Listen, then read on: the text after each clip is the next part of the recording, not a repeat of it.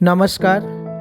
ભરૂચ જિલ્લા શિક્ષણ અધિકારી કચેરી સંચાલિત આત્મવિશ્વાસ હેલ્પલાઇન અંતર્ગત પરીક્ષા ઉત્સવ ડર નહીં દિશા સાથે સફળતા વિષય અંતર્ગત પરીક્ષાના ડરને ઉત્સવમાં અને તણાવને આત્મવિશ્વાસમાં બદલવાની આખી પ્રક્રિયાને સમજીએ. બોર્ડ એક્ઝામ માટે smart preparation end time management equal to success. સમયના દુશ્મનને ઓળખો.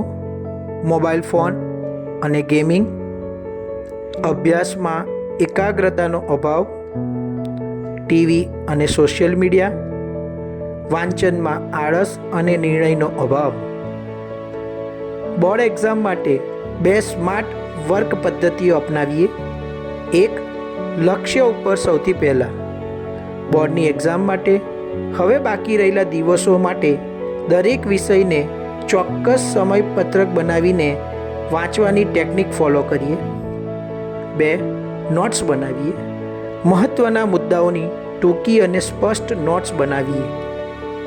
સ્માર્ટ પ્લાનિંગની રણનીતિ. જૂની રીત અને નવી રીત. વિદ્યાર્થી મિત્રો, સમજ્યા વિનાનું જ્ઞાન ગોખણપટ્ટી ગણાય. એક્ઝામ માટે ગોખણપટ્ટી ન કરાય. તેના બદલે સ્માર્ટ ટેકનિકનો ઉપયોગ કરવો જોઈએ, જે અંતર્ગત બોર્ડના જૂના પ્રશ્નપત્રો અને બોર્ડની નવી બ્લુપ્રિન્ટને ધ્યાનમાં રાખીને અભ્યાસની તૈયારી કરો. 24 કલાક ટાઈમ મેનેજમેન્ટ માટે પણ ટાઈમ બ્લોકિંગને અનુસરો.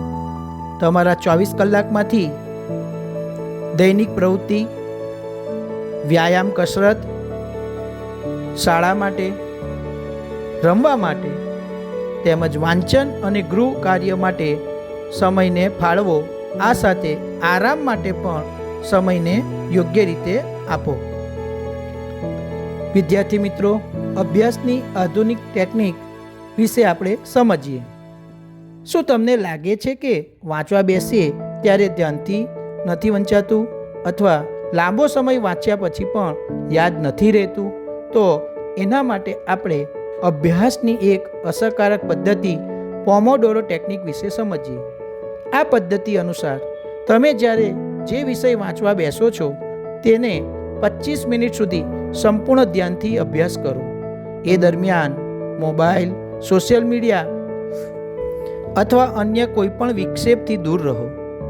માત્ર વાંચન ઉપર જ તમારું ધ્યાન કેન્દ્રિત કરો. 25 મિનિટ પૂર્ણ થયા પછી 5 મિનિટનો નાનો વિરામ લો અને આ વિરામ દરમિયાન તમારી આંખોને આરામ આપો.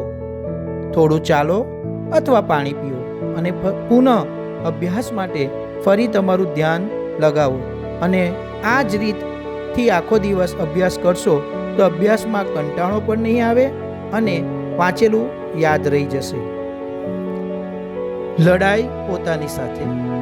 વિદ્યાર્થી મિત્રો, અન્ય સાથે સ્પર્ધા કરવાના બદલે તમે પોતાની જાત સાથે સ્પર્ધા કરો.